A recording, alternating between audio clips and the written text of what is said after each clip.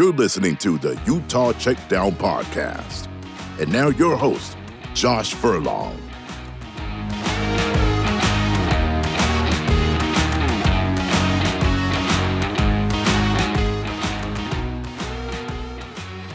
Welcome back to another edition of the Utah Checkdown podcast. I am Josh Furlong. Happy to be back with you as always. It's a great Monday morning. We've been able to talk to players and coaches. Fall football is in effect, man. It's a great time to be alive.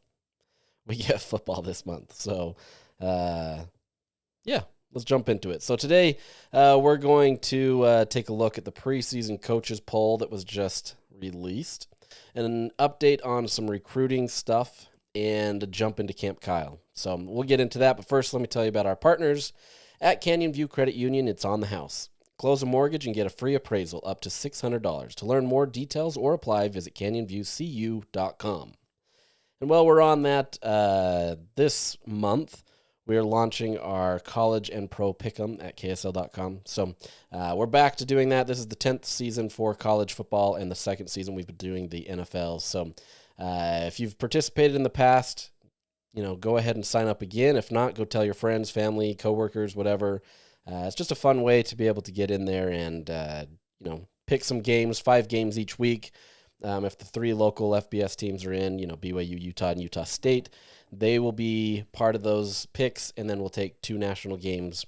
And each week you have a chance to win prizes. So the top winner of the week, the person with the highest score, gets a $100 gift card. So it's worth your time.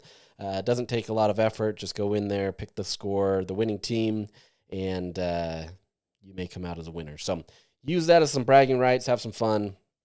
Go ahead to ksl.com and sign up for that.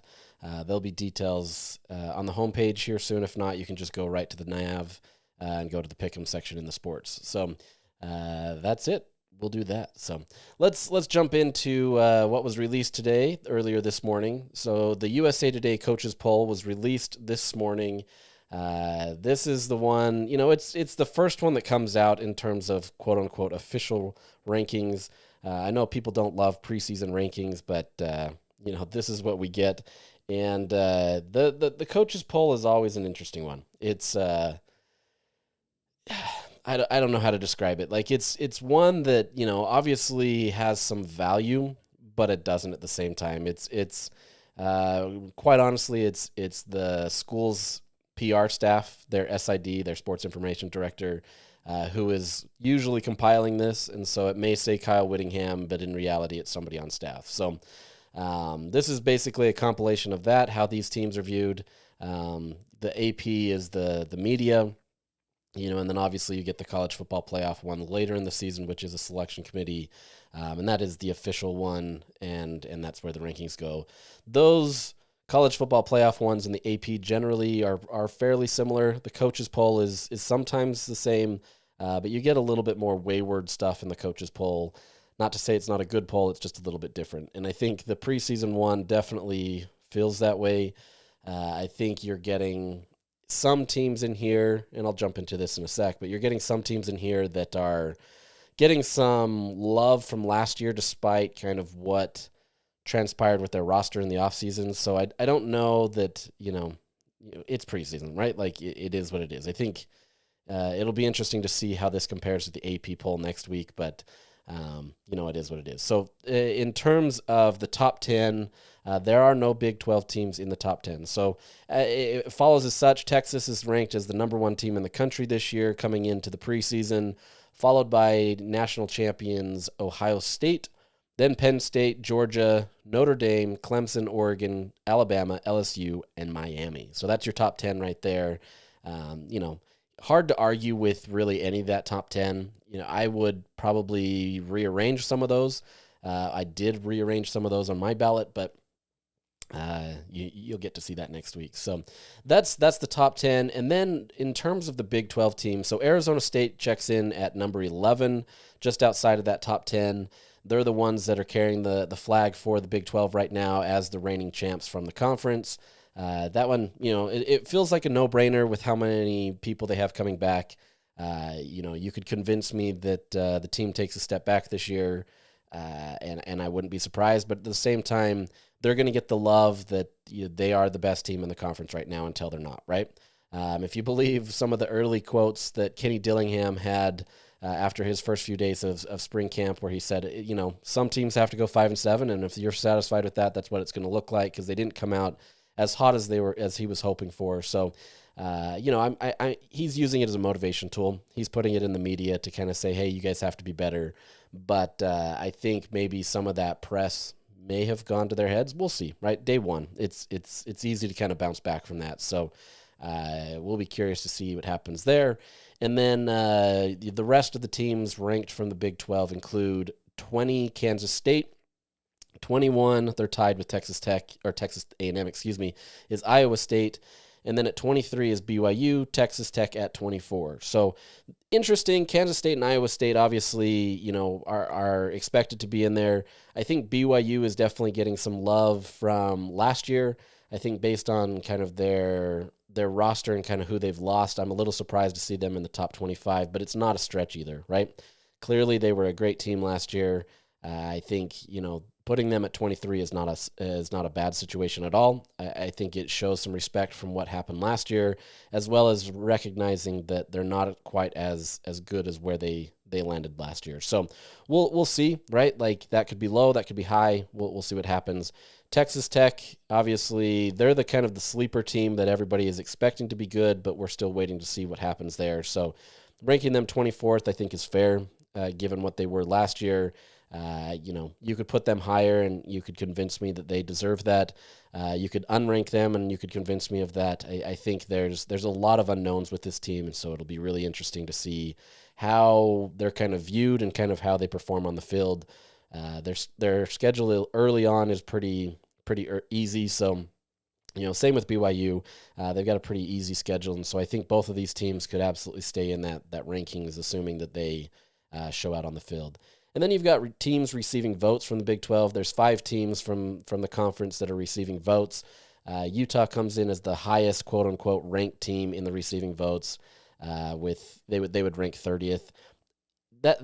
Look, it's not a true ranking in terms of where these teams fall.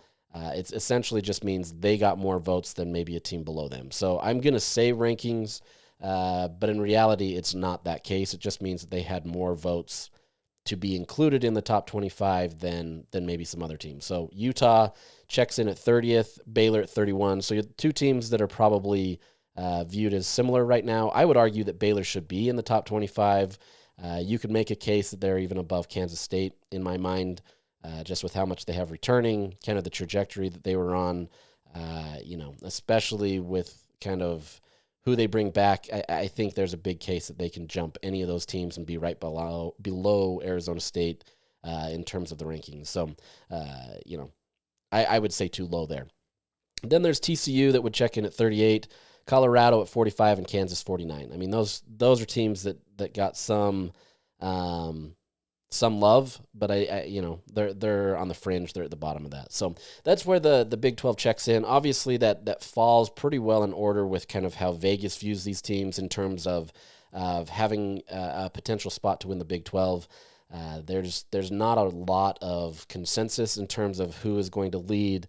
Obviously, the betting lines have changed a little bit, and Utah has actually taken the top line in many of these betting sites, but Arizona State, Texas Tech, Baylor, many of them are also at the top. So it's just kind of some chaos. It's that parity that everybody's been talking about in terms of the Big 12. So we'll see what happens, right? Like, preseason rankings, I understand, are meaningless.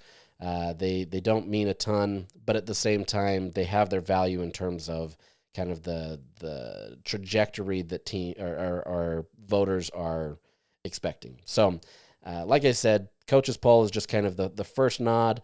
And then next week we get the AP poll, which is considered the official poll for the bulk of the season until the college football playoff rankings are released. So, we'll get those soon. So next week, just as kind of your information for those that care about this stuff, my poll, which I've been doing this for the last few years, I can't even remember how many years now at this point, but my poll will drop on Sunday morning, so you'll be able to see how I rank teams.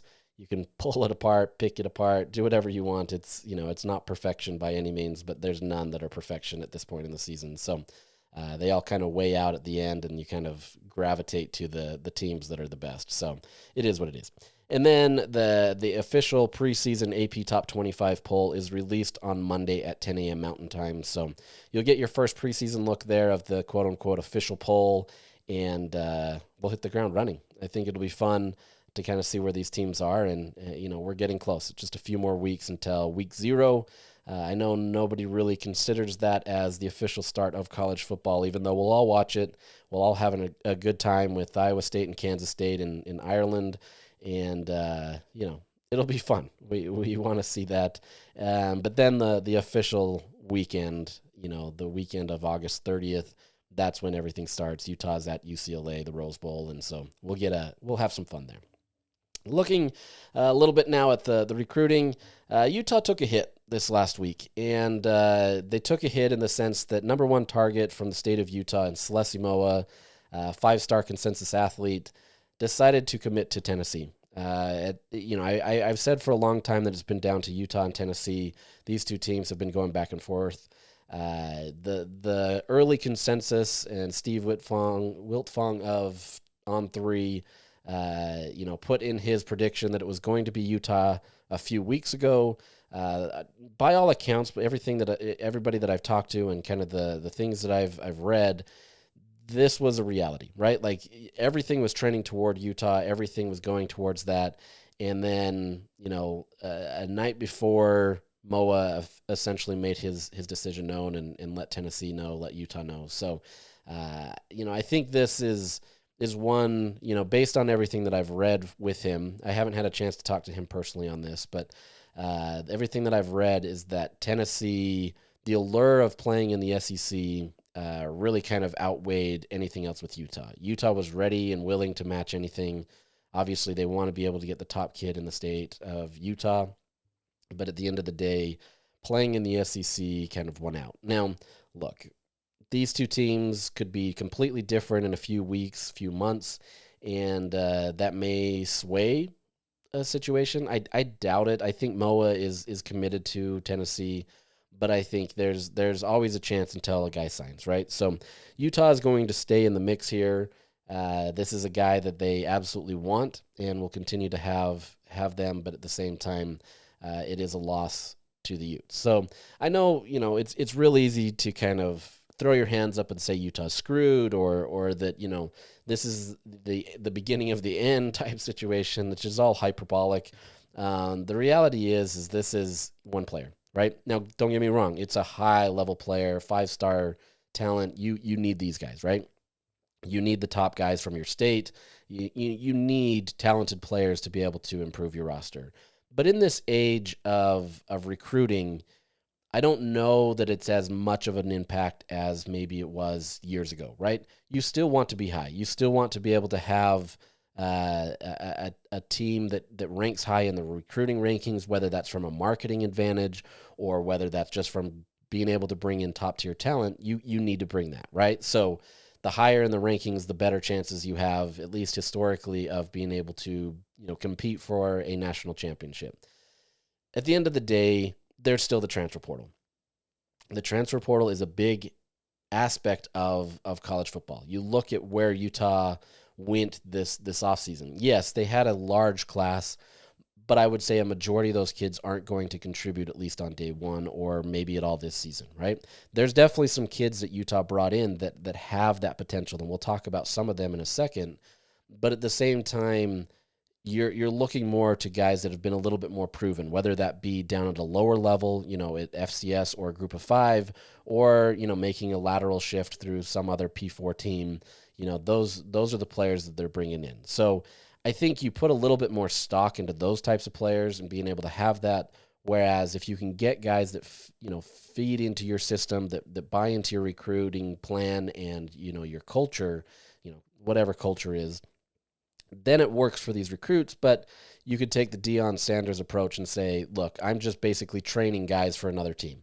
And unless they're going to compete on day one, and there's no reason Celeste Moa wouldn't have competed on day one, but these other players, there's a chance that you're just basically developing them for another team. And that's fine, right? Like, that's the nature of college football. It's the nature of where we're at. But I think this is where kind of Utah has to balance it out. Obviously, you want those top-tier recruits. You got to get those guys in. But I don't think it's as drastic of a loss as it used to be in the sense that you can now go to the portal. And Utah clearly went to the portal. They've hit really well at the portal, far better than, I wouldn't even say far better, but they've hit at a higher level than maybe what the recruiting can be. You need a balance, but at the same time, I think you're finding some success there. So one of the guys that they have committed to the 2026 class was a community college transfer JUCO guy, Josiah Jefferson, tight end, top tight end from the JUCO ranks, was expected to come in 2026, but he actually got a waiver approved by the NCAA to be able to come in immediately and come in for 2025. So this is another tight end body that you're able to get on the roster this season, but I wouldn't plan on him getting significant time yet. I would, at the very least, consider it a redshirt season. He's got a redshirt season, so he's still got, a few years. I think it's 3 more years that he could play with a 4th season involved, so 4 to play 3. So you've got a redshirt season. Get him in the system, get him understanding kind of what's going on here, and then next year you can be that impact player quicker than what it would have been, next year with him coming in the 26th class. So we'll see. There's still a chance that he can have an impact on this season, but I think Utah is pretty well stacked at tight end right now, especially kind of how they're using them with Hunter Andrews, him as kind of the H-back Swiss Army knife guy, JJ Buchanan, a freshman coming in who's had a great fall already. He's impacted in there. You've got Dallin Bentley, you've got Otto Tia, you've got a lot of guys that are in there already that are, quote unquote proven, whatever that means at this point, seeing that you still have to see it on the field. But to see Josiah Jefferson get in there early would be, it would be a long shot, especially since I don't think he's going to be here immediately. It's going to take a little bit, but he'll be here for the season, and we'll see if he gets any playing time as the season develops. But we'll talk to Kyle and everything about that and this week, kind of see his take on it, kind of what happened there. But Utah gets another player to its roster, another proven guy at a lower level who has some upside, but it's going to take some acclimation, especially with those JUCO kids who Kyle has talked about.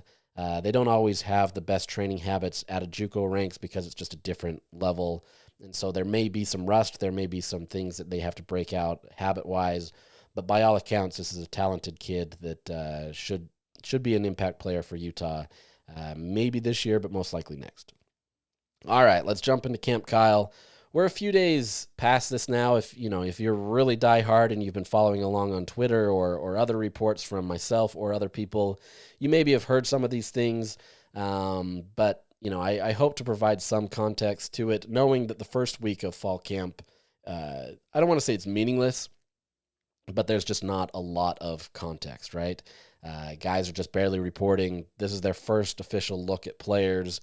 And though they get some reports from, their off-season workouts, like, their weight training or their off-season workouts, for the most part, this is the first real look that you get of your team. And so this last week was a good proving ground for what will set up to be this week.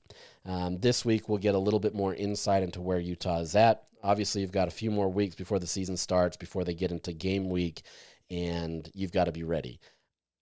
I feel like just by the vibes and the conversations that we've had, the energy around this team remains high.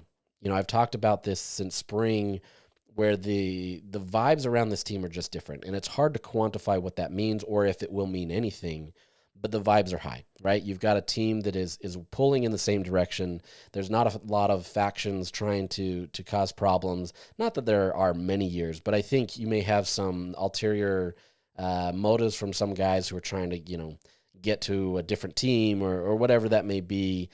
You've got a lot of guys here that are fully embracing the moment, fully embracing that Utah needs to be a better team and that they can kind of be at a level that is going to be competitive in the Big 12. So, I think that bodes well. You kind of contrast that with what I was saying with Kenny Dillingham in Arizona State. They came into the offseason, or from the offseason into this first few camp, and he hated it, right? And I know there's a lot of pressure on Arizona State right now. You have to live up to those expectations. Everybody's still thinking you're this top team, and that's that pressure that Utah has felt, the last few years, where you're expected to be this top team, and if you're not handling your business the right way, maybe you come into camp in a bad way, and maybe you don't handle it the right way. And look, I don't follow Arizona State, so I don't know the full nuances or details to that. I just see a quote from Dillingham, watched him kind of watch his frustration, and you could see it in his face. He's a very candid guy, and you can see the frustration there.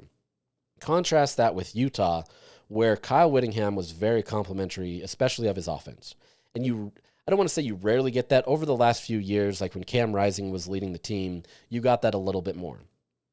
This year, I feel like, I don't want to call him a relaxed Kyle Whittingham because he's dialed in, right? But I think you're getting a guy that was very pleased with how the offense came into the offseason and then transitioned into fall camp.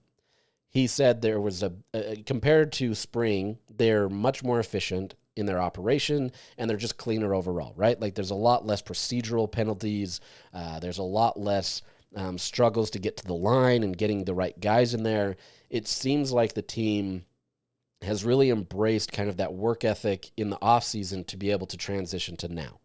And that has absolutely led to the offense being the star of the team this first week. Those are good things, right? Like, I know some people will look at that and say, oh, the defense is crap and they're not, able to do what they need to. I think this just shows how versatile and talented this offense can be based on kind of how they've hit the ground running. There's going to be mistakes, right? Like there's going to be some things in these next few days, weeks that the offense is going to take a step back. They're not always going to be crisp, especially as fall camp develops, because it's just a grind, right? And Utah, more than any team, I don't want to say more than any team, but more than most teams, push these guys. And I'll get to that point in a second when we talk about Morgan Scalley and kind of how they approach this. But this is a team that right now is hitting the ground running. There's still steps that have to be made to be able to get to where Utah needs to be to feel like that they compete at a high level in the Big 12, right? This is just day 1, day 2, day 3 type situations. But the fact that they're already hitting the ground running the way that they are, with the aggression, the physicality, the energy, the cleanliness that they have, bodes well. Now, starting this week, you're going to get into pads, right? You're going to get guys that are going to hit more. The defense has a little bit more of a leg up because now that they can start actually being more aggressive, things are going to change, right? It's easy when you just have your shells on or just your jersey on for the defense to not be able to go full tilt because you can't tackle, you can't do things like that. And so there's some advantages in that first little bit for the offense. But the fact that you have the offense hitting early is a good thing, right? Kyle said it's very clear that they work together a lot in the offseason, and it's showing up on the field in fall camp. So those types of that type of progress has to continue through these next weeks. But as it stands, everything sounds good for this offense. Sounds good for this team. Once again, it all has to show itself on the field come August 30th and moving forward. But you at least have a team that sounds good. Now, if you'll remember, there was a situation it's not a situation, but it was kind of I don't want to call it a similar vibe, but there was a lot of talk about the team doing well last year going into fall camp with Cam Rising, right? And it was. It's not to say that this team wasn't doing well. There was just a different vibe. It wasn't a bad vibe. It was a bad vibe later on in the season, but it wasn't a bad vibe in the sense of the team not approaching it the right way. There was just a little bit more, I wouldn't call it arrogance, but I would call it a little bit more confidence in knowing that, like, oh, we've got Cam Rising, we're going to rest on him. Everything's going to be great because he's going to go out there and do well. And, that first game and a half, they were, right? Like, Utah against Baylor just absolutely cooked. And so it can have a tendency to kind of foretell what can happen, but at the same time, it's not a full indication of what can be, right? I do think this year, and I've said this multiple times, Utah's better established than they were last year to be able to take those hits, right? Like if Devin Dampier were to go down, I know somebody's knocking wood right now. If Devin Dampier were to go down, Utah, I feel like, can absorb it a little bit better. I don't know that it's going to be much better than what it was last year, but I feel like they've brought in much more complementary players to be able to help this. Obviously, we've talked about the changes on the offensive staff and what that can do, but this is a team that I think they've got the right vibes and the right mindsets to be able to approach it in a way where if a guy goes down, it's not going to be backbreaking.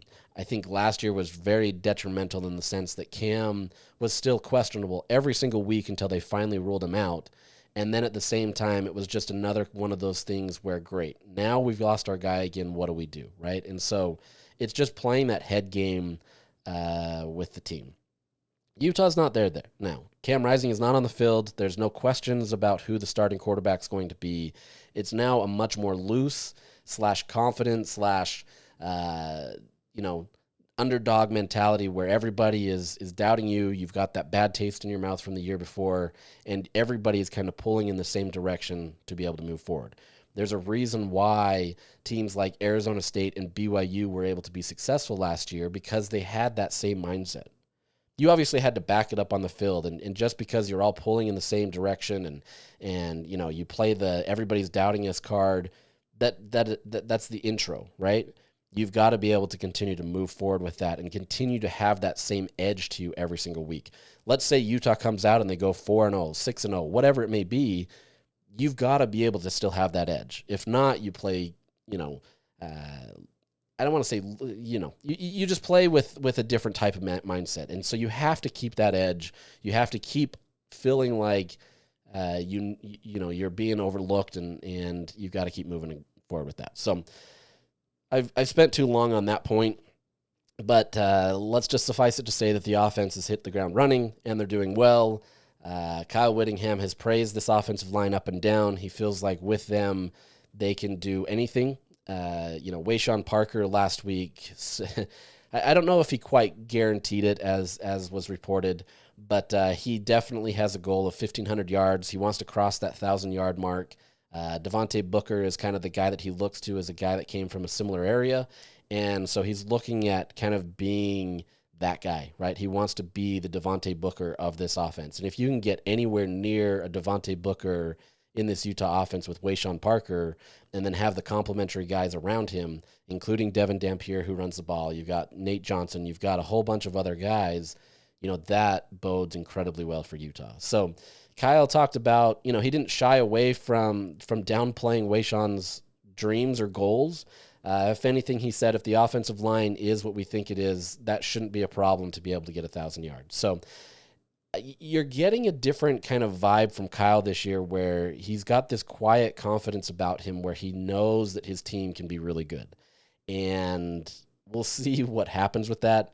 At the same time, these offensive linemen, Caleb Lomu talked to us this last week about how all those preseason accolades, all that stuff means nothing. They have to back it up on the field. And I think they're approaching it with the right mindset, where they understand that there's a lot, not even a lot of pressure, but a lot of eyes on, Spencer Fano and Caleb Lomu specifically, but the offensive line in general, and they are using that as opportunities to showcase who they can be. Once again, we'll see that on the field. Let's transition to a little bit of the audio from these guys. Kyle Whittingham's audio that I had, it was a scorching day that day, and my phone blew up, and it died. So that was part one that I had a problem, and then some other audio that I got just wasn't as great.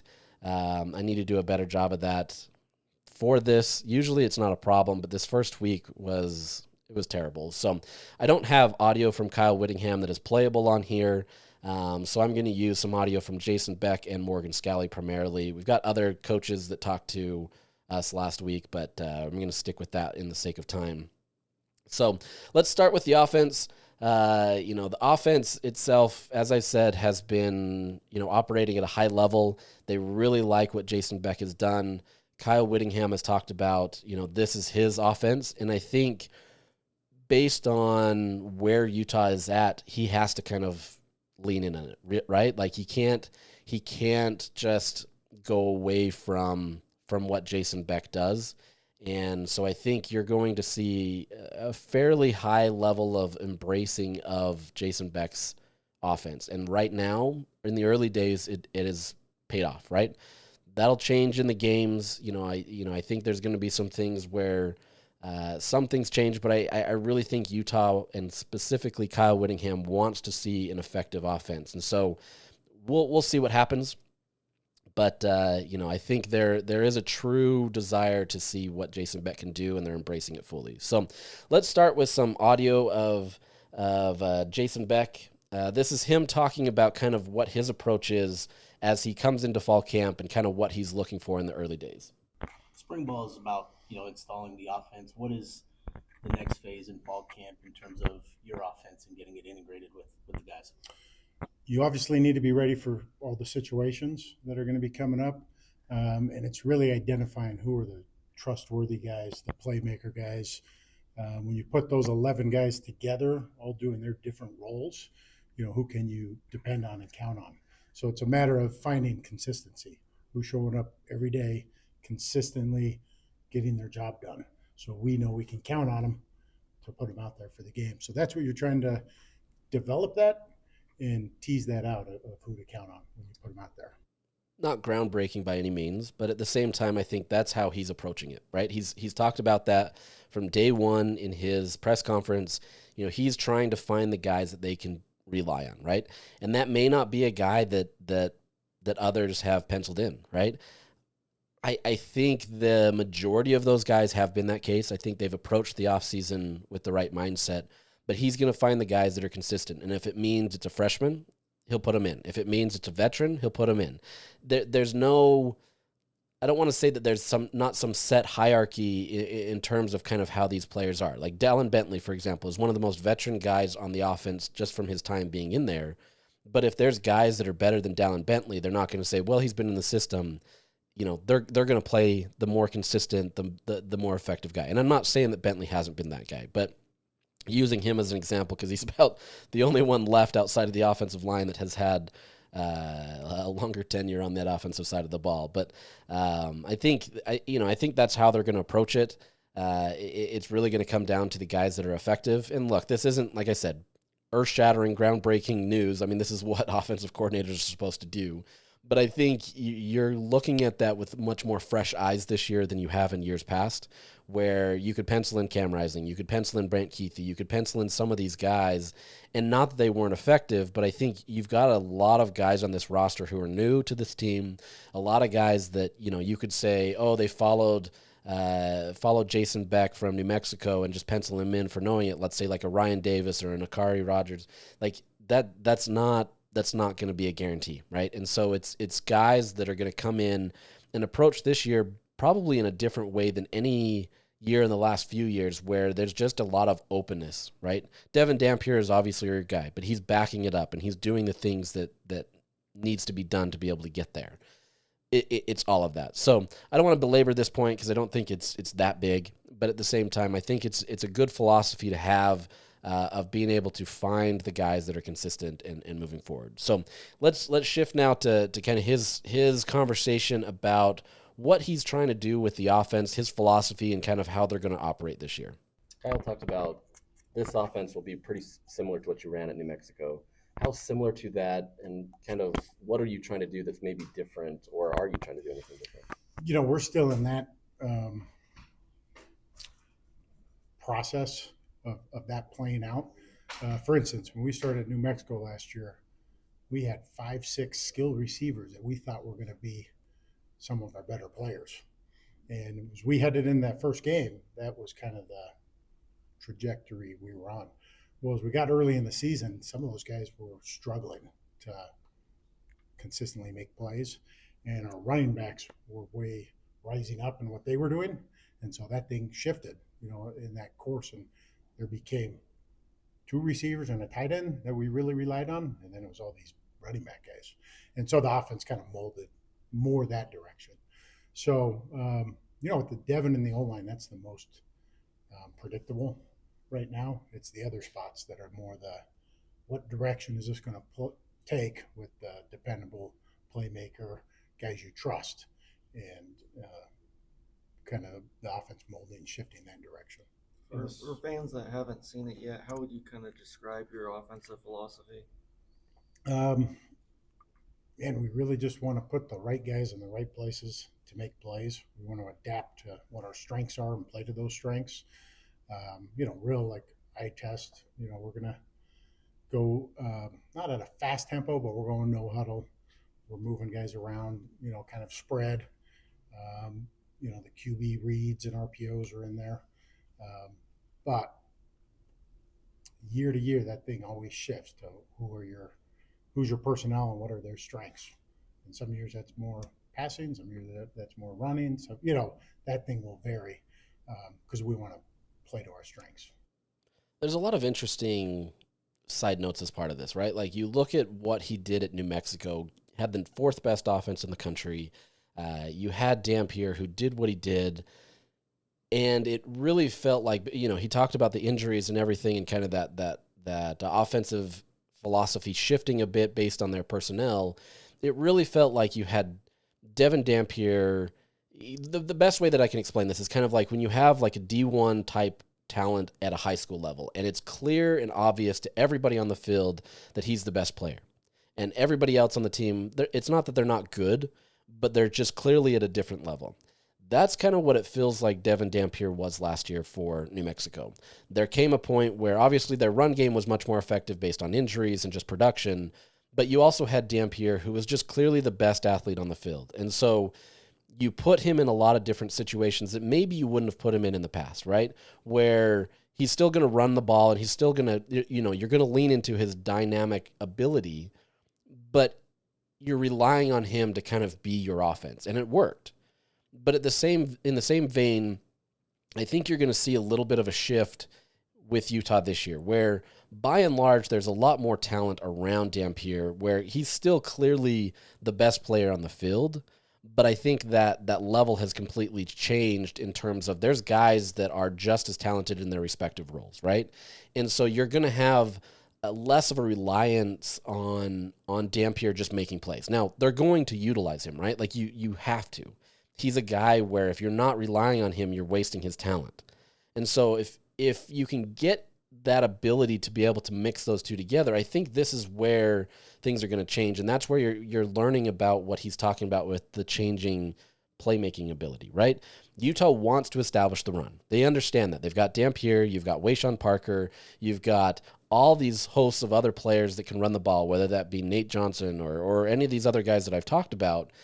That's where they're, going into the season, I think you're going to see, okay, running the ball is going to be one of our most effective things.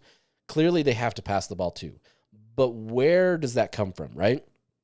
Who are the guys that you can rely on, and where can you mold that? Is it still going to be what Kyle wants and get it closer to a 50-50 game?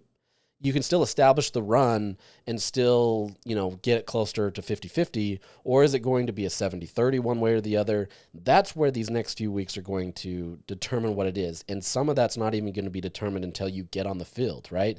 Where you can think that your receiving game is going to be effective and you drop passes a bunch, right? Or you think your run game is going to be effective and they just get stifled. I would be a little bit more surprised by that based on this offensive line, but it happens, right? There could be a lot of changes that go on, and I think he's approaching it the right mindset of adapting, right? It's not we're going into this season with the playbook, and here's what it's going to be. And every offensive coordinator has to have some adaptations to their playbook, but I think you've got a guy that in theory can adapt a little bit quicker than others because his playbook is a little bit more open in terms of the RPO, the spread type systems where he can attack wherever it needs to be. If Utah can run an effective, I don't want to call it an air raid game, but if you can get more, chunk yardage through the passing game and your receivers are always open, why wouldn't you attack that, right? Devin Dampier could be the greatest runner in the world, but if you're getting a guy that's getting open downfield and getting 30 yards every time, why wouldn't you attack that? And so I think that's where he's approaching it, right? He's got his philosophy where it's RPO-based. It's going to be up-tempo. Kyle Whittingham says it's not going to be ridiculously fast, but it's going to be one that they're going to push, right? And I think with their offensive line, if they can make that effective and they can actually get the yardage that they need to, you're absolutely hurting that defense because now you're pushing the tempo. You're forcing them to not be able to have substitutions. You're forcing them to just have to think so quick. And with Dampier back there, who presents so many different options, it gets that defense just completely frazzled. And so if they can get this to work and they can find and identify that and be effective in it, it's going to be such a different game. They're going to have the no huddle. They're going to have the up tempo, as I mentioned. And part of that can be disastrous too, right? Like you can go into a no huddle up tempo offense, but if your team is getting only 1 to 2 yards every single down, you're punting a lot quicker. And so I think there's going to be a balance there with how fast Utah runs, but I think it's there's still that philosophy that Kyle Whittingham loves to milk the clock, right? You want to be able to take more of the time. But I think some of that is going to change this year, at least in theory, because you have an offense that can move the ball quicker. If Utah's offense scores in 2 minutes, I don't think Kyle Whittingham cares as long as they score, right? I think you saw that last year where the offense was on the field for 2 minutes, but at the same time, it was only moving 7 yards.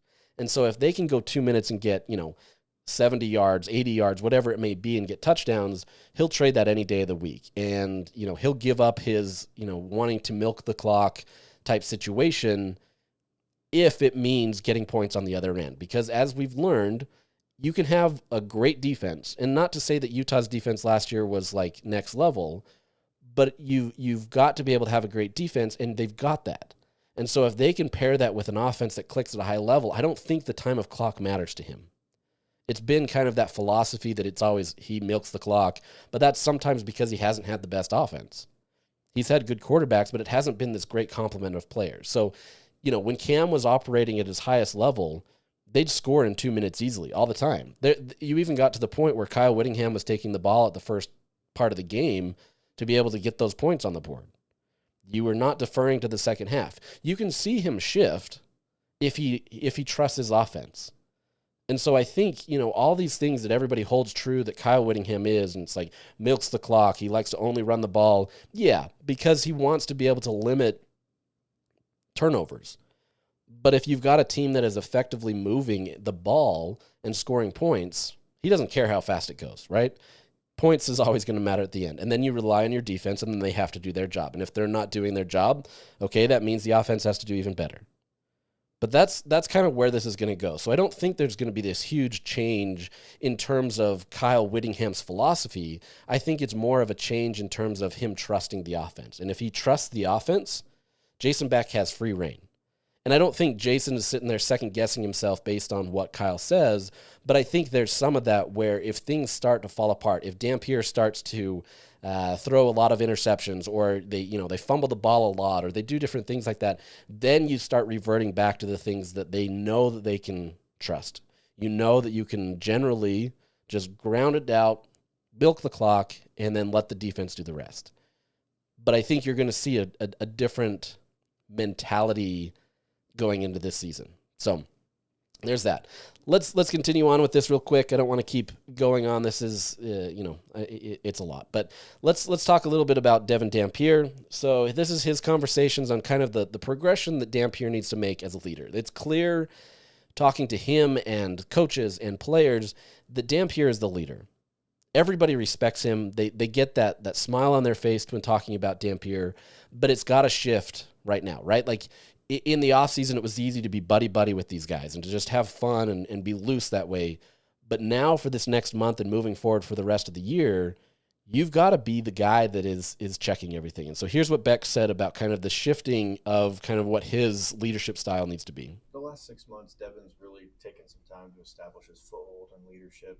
I guess heading into fall camp as the offensive coordinator, just what are you looking for him to continue to make steps in establishing himself in the offense and so forth? Yeah, just continuing to lead, both first by example, through his play, being that real consistent playmaker, doing the right things, and then being a good teammate, which means if you see something, you're not their friend, you're their teammate, whether that's positively reinforcing what they're doing or whether that's asking them to live up to a different standard. And so Dev shows up every day and works hard, and he leads by example. And so just continue to do that and bring everybody else along and develop the chemistry with all those, skill guys. Yeah, I don't think it's going to take a lot for Dampier to be that, right? But there comes a point where you have to hold guys accountable. And it's great to be able to have friends and be able to say, hey, we were great friends in the offseason and everything was going great, but you now have to hold them accountable. If things aren't working, he has to be the guy more than anybody else, more than the coaches who hold them accountable. If an offensive lineman is slipping and they're not doing what they need to, he has to be the one to set them straight. That's the nature of just like parenting, right? If I tell my kids one thing, they don't listen. But if somebody else, their peers, their brothers or sisters, whatever, tells them, hey, like maybe we should do this, it comes from a different level, right? It's more of an equal level and it helps. And so if Dampier is out there, hey, dude, you gotta clean this up, it's far different than a coach screaming at a guy, hey, you got to clean that up. Guys will react differently to that.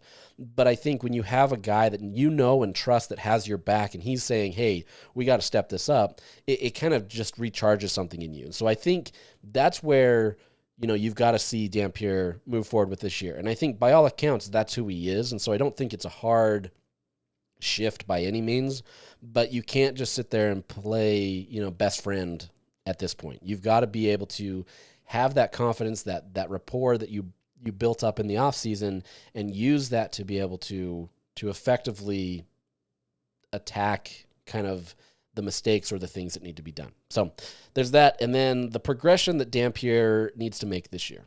Last season, Devin ran a lot and also passed a lot. Is there a development that you're looking for, maybe to have him be more pass first or maybe more run first? I mean, walk me through your thinking on that. He'll, just him individually, he'll continue to progress and develop and is really capable. So this is not a thing where we were running him more because he was not capable as a passer. It was just, and he'll continue to develop that way. It was really just the pieces around him and what we could do led to him being more involved in the run game. Certain times in the season, we had some critical injuries. And so he became, if it's 4th and 2, who do you trust most to get this thing? And with a couple, there was a spot where in the car he was out with a high ankle sprain. In a couple of those games, no, you absolutely knew Devin would get you the first, so you called his number a little more. So it's just kind of dictated by, the matchup, how, all those things. So it's like I said before, this is a guy that was relied on to be the best player. And, it's learning, where he can impact the game the most. If they need to get him in 3rd and 1, and he's the guy that they trust the most, they're going to utilize him, right? But it's learning to progress as a player. So there's clear evidence to show that he was a talented quarterback at New Mexico, but it's now taking that progression. And if you remember, if you listen to the Big 12 Media Days episode, talking to Dampier, he recognizes that. He recognizes that he has to take it to that next level. He understands that he's now playing at a power forward level, right? That the competition is going to be much more challenging. But at the same vein, he's been able to see the progression in his own game from playing against Utah's defense. And so, we'll see what his progression is, but that's still TBD, right? Like, I think we'll see what's there. But I think there's a lot of people that look at his turnover to interception ratio and just say, oh, well, he's not that good of a quarterback. And, it may be a similar thing at Utah. We'll see. But I think they feel fully confident in who he is, and I think he'll be put in better situations than he was in New Mexico with the talent that he has. Maybe, right? We'll see. But I think that's what's there. As a side tangent to that, just kind of talking about a couple players before I move over to the defense, Utah needs 100% their receivers to step up. I've talked about that it's not like the most vital thing, but you need receivers to be able to impact this game. You can't just let teams stack the box like they had last year and just absolutely bull rush Dampier every single down. You've got to relax that, and Utah has much more plays designed in its offense to be able to help that, whether that be the screens or these short dump-off passes that are going to help that a little bit. But you need that quote-unquote wide receiver one to be able to step up. And right now, you look at Tobias Merriweather and Larry Simmons, 2 guys that transferred in after the spring. We haven't gotten a good looks at them in terms of actually watching them on the field. These are the guys that you have to have step up. And by all accounts, they look the part. They've approached the offseason the right way and coming into fall camp. And from what I've heard, these guys are absolutely living up to that billing. Health and ability to play in the games is going to play into that. But these two guys, if they can take hold, absolutely changes the dynamic of this offense. They're big, they're physical. These are guys that are your prototypical wide receiver one. And if you can get that, I think Utah's in a great spot. If you're on Twitter, Utah posted a video of Isaac Wilson throwing a dart to Larry Simmons for a toe-tapping grab, and it's remarkable, right? Like, those are the types of plays, one, that Isaac Wilson is known for getting him into tight windows and placing it in the right spot, but also you see the athleticism of Larry Simmons to be able to go and grab the ball in a way that is challenging, but still keep your foot in bounds and get that touchdown, right? Like, it was exactly the way that you need to draw it up. And there's not much that DB can do if the ball is placed there. These are some great things, and it's just a snippet of what's there. But I think if Utah can get that kind of play, and it doesn't have to be these sideline, toe-tapping type touchdowns or whatever that may be every single time. But if you can get those guys impacting it at a high level, Utah's in a completely different spot with its offense. So far, so good. We'll see what happens when the pads come on this week, when we talk to the coaches and everything. But as it sounds, the offense has had a great week, and, it's trending in the right direction. So let's shift over to the defense. The defense every single year doesn't have as many questions, but that's not to say that there aren't things that this team is worrying about, right? And worry may be a phrase that they wouldn't say. I think it's more just looking at kind of experience. And so one of those biggest areas is at the defensive line. We've talked about this. There's just not a lot of returning talent in terms of production that is coming there. Now, with that said, there are a lot of guys that have production and are effective, but I think it's just a difference in trying to make sure that they are consistent, similar to what the offensive side was, right? They need consistent guys that are going to prove it each and every week. Morgan Scalley talked about he's not worried about their physicality. They've come in, their weight is there. They don't feel like they've got a lot of these undersized guys that just don't have the girth, for better sake of word, to be able to do what they need to.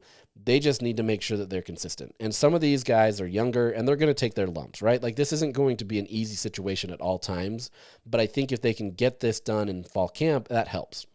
That UCLA game is going to be a great test for the defensive line in particular on where they're at. If it's a complete mess, Morgan Scalley knows exactly what he needs to do to be able to get there. He may not have anything to change, right? Like years ago, for example, their secondary completely was turned over, right? They had so many young guys. You had so many new faces that just didn't have that experience, and they took their lumps. But that helped them tremendously in the years to follow to be able to build that. And I don't think the defensive line will necessarily have that kind of a drop-off, but I think you're just looking for proven guys, trying to get guys that are developing that depth and being able to move forward. At the end of the day, they have guys that they feel confident in. You've got Dallas Vakalaki, who is potentially the star of that defensive line in terms of the defensive tackles. He's a guy that came on strong at the end of the year, coming off of his mission. It takes some time, and you really saw it kind of click at the end of the year. So they have a lot of faith in kind of what he can do. You've got Aliki Vamahi, who has been in the system forever. He understands what it takes to be able to play at Utah. This is a guy that, understands it at a high level. Health has limited him a bit. And so if you can get just those two guys alone, you've got great top-tier talent, top-end talent.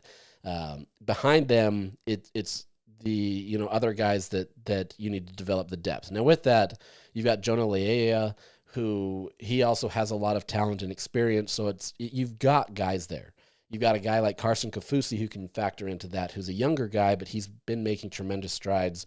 There's a lot of optimism about that. So as much as there's questions about kind of what this defensive line can be, I don't think that there's this overarching worry that Utah is going to be in trouble. But we'll see, right? And I think we'll see how that plays, especially when Utah gets on the field. So let's jump into some Morgan Scalley audio. Let's talk about his approach to fall camp this year and the physicality and kind of how they want to approach this so that they have enough to be able to understand what they've got, but also not trying to kill these guys and get them injured before the season starts. When you look at fall camp, how do you want to approach it in terms of trying to like get guys aggressive, kind of get them ready, but also still kind of save some for the season? Yeah, it's a physical sport. You gotta be able to practice tackling. I think a few years ago when we played Florida, first time we played Florida at their place, we tried to dial it down physically, and we missed a ton of tackles in that game, and it exposed us a little bit. So yes, we want to get to the first game healthy, and we're spacing out the practices and the periods in a way that we feel like we're being smart with their health. But at the same time, as a physical sport, you got to practice physicality, you got to be able to tackle and do the things that football players do. And I think they're approaching that the right way in terms of taking the right days off, right? Not just going at it every single day at the same level. It's trying to approach it in a way that is beneficial to help your team understand how physical they have to play. And nobody's going to question the physicality of Utah's practices. But I think it's more just a balancing act of kind of how quickly you return guys to that physical nature, right? Football is physical, as he says, in nature, but you have guys that, you've got to balance that with trying to rest up and heal, right? There's a reason why you don't have games every single week or every single day or every few days, because it just is a physical nature and you need guys to heal. So there's some sports science behind that, some health science behind it to be able to help, but you've got to be able to kind of at the same time figure out how fast you can be in terms of getting these guys back, how physical you can be so that they're not missing time, and just understanding kind of where that they need to be. So moving on to the next point, talking about kind of how Devin Dampier can help this defense. I think obviously you have a dual threat quarterback who gives any team fits, right? So it's not like the defense is going to be looking at this and saying, hey, we've got all, the game plan figured out. Mobile quarterbacks are just tough. And so having one of your own who can be a true dual threat quarterback can help. And now it's just a question of kind of what he can do to help the defense in this time. You've seen a lot of offensive looks in your tenure, but what does it mean to have a guy like Devin Dampier who can kind of make things just different to kind of help your defense? Athletic quarterbacks just cause issues, particularly when you're going to use them in a dedicated quarterback run game. It's one thing for him to just pull it on his own, escape the pocket, things break down, and he's able to make plays just with his legs on his own. But when there's a dedicated run package, or that you as a defensive coordinator really have to focus on, okay, how are we going to add a guy in the box? How are we going to take care of the quarterback in the run game? It really forces you to practice that. So he provides both. He can, if you're going to 4-man rush the kid, he does a great job of understanding when things break down, when to take off, but they also have a very good dedicated QB run game. And look, like Utah's experienced this, right? Like it's not like they haven't gone up against dual threat QBs, but at the same time, when you have a guy that is doing it to you every single week, it gives you just more vision of kind of what it is. Like Utah's had dual threat quarterbacks at times, but not to the level that Dampier is, right? And so when you have a guy to that true level, it helps you understand, okay, I saw this play and we know that we can match him up or do whatever. But if just his God-given talents changes that, now you understand, okay, we were completely unprepared for that situation. That helps you, right? It's just more becoming familiar with what that presents, right? So you understand it at a level that makes more sense. It's not like this is changing everything for the defense, right? Like it's not like all of a sudden Devin Dampier comes and the defense is like, oh, we didn't know how to do this before. Now we're so grateful to have you. I think there's some aspects of that, but I think it's more just understanding and recognizing it at a better consistency, right? And understanding that like you have to be able to have this, that it's not a surprise when you go into games if you go up against a mobile quarterback. So I think it helps. It's not, once again, it's not earth-shattering or groundbreaking about how these teams approach it, but it definitely is one of those things that can help this team give them fits to understand, okay, hey, we thought we were prepared here, but maybe our blitz package wasn't great. We lost contain. In years past, it's been the biggest frustration with mobile quarterbacks is Utah would get to the backfield. They seemingly had everything in place, and then this mobile quarterback just escapes the pocket, which that's, it's tough to contain that because these guys are their own talent. But it's understanding, okay, how do we over pursue? How do we get this in a way that kind of contains it a little bit more? So it's stuff like that helps understanding kind of where the team can be in terms of competing against mobile quarterbacks that are slippery, that can get out of the pocket.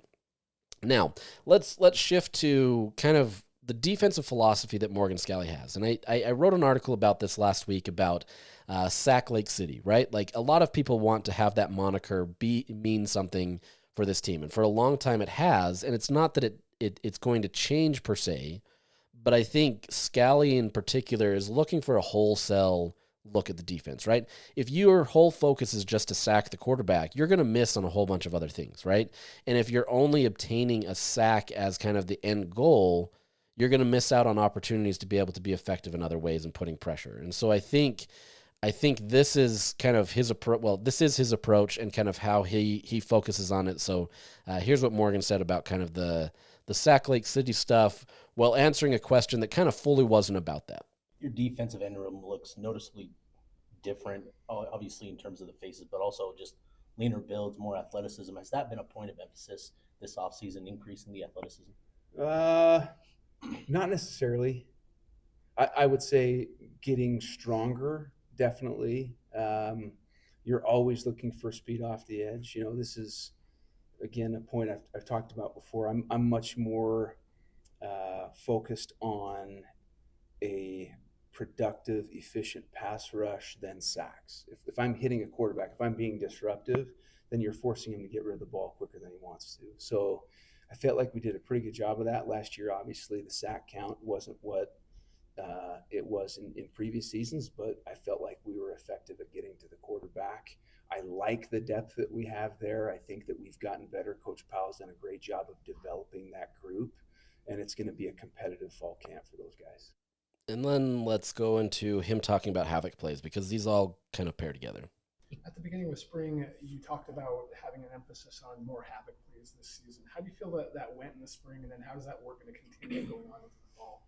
I felt like havoc plays were a strong emphasis in spring. I felt like we did a really good job of it. The takeaways were really good. That's got to continue in fall camp. The studies have shown us that your takeaways come from. Your number one takeaway in the Big 12 last year was an interception in zone coverage. It's zone eyes. It's quarterbacks forcing things into windows. The second was interceptions in man coverage, which man coverage, usually that's more of an incompletion coverage. Your completion percentage goes down. And so the majority of interceptions you see there are, tipped passes, free safety coming over the top. And then, so the next thing that you're looking at is forced fumbles from the second guy in, not the first guy in, second guy in. So there are certain takeaways, certain aspects of takeaways that you can practice. Zone drops, catching a football, including footballs in your drill work. And then a focus on second guy in, how to strip the ball, how to take care of the ball, how to go down, how to recover a ball in traffic versus how to recover a ball in space, right? And so those are the things that we have to do a really good job of. The things that you can practice in terms of takeaways, you better be practicing. And I feel like we're doing a good job of that. All right, that's a lot of information that Scalley gave, but it shows kind of the approach that they're having in terms of kind of the holistic view of what they want to do with this team, right? It's not just focusing on one thing. There's a lot of factors that go into it, and as you heard, there's a lot of research that they've looked into and kind of what is done in the Big 12. And so I think they're focusing on all these things in a way that is more, as I said, holistic, where it's not just, okay, we only have to get sacks. And that's never been like the thing where it's just like, well, Morgan Scalley's only focused on sacks. That's never been it, right? He's always been trying to focus on the full game instead of just like one individual play. They all matter. They all stack up. Those are important. But it's really just focusing on what this team can be as a whole. And their biggest point is creating havoc plays, getting turnovers, and flipping the field, right? And so if it means just getting a QB hurry, or if it means just getting a guy that is putting pressure on a quarterback, those are effective, right? You don't have to just have the sack to be able to make it effective. Obviously, that is the dream scenario, right? Whether it's a sack fumble or just a sack in general or any of those situations, those are the best. But at the end of the day, it's not a matter of just looking at a stat line that says this team had X amount of sacks. It's looking at it from a holistic standpoint and say, did we do our job to put pressure on the offensive line? Do we put pressure on the quarterback? Did we make them have to think quicker than what normally they needed to do, right? There's a lot of talented quarterbacks in the Big 12 who are experienced with teams that are rushing at a high level, that, you know, they're getting the ball out fast. Can you do this at a level that gets them off that even where they can kind of get frustrated? That's kind of where it needs to be, and I think that's what Scalley's approaching. It's trying to find the right times to do the right things, right? You're getting that first guy in who's going to attack the quarterback, but then you have the second guy who isn't maybe just looking at the sack, he's looking to strip the ball. It's finding your opportunities at the right time to be able to understand the play and make the play. Now, granted, sack sometimes is just the best opportunity, but there are situations where Utah can be a little bit more effective. So that's going to be it today. That's a lot. I thank you for listening and staying along this far. Hopefully we'll get a lot more insight this week. We get media sessions on Wednesday where we get to talk to Whittingham and the offense. And then on Thursday, we get to talk to the defense. And so I'll have that for you next week. Next week, we shift earlier in the week, so I'll probably push my podcast back a couple days just so that we can have the most fresh info, we'll say, each week. So that's what we'll do. We'll continue to go with this, but Utah's getting close, and things are looking good right now, but it's still early, and, at the end of the day, football's coming back. So appreciate it. We'll talk to you next week, and hope you have a great week.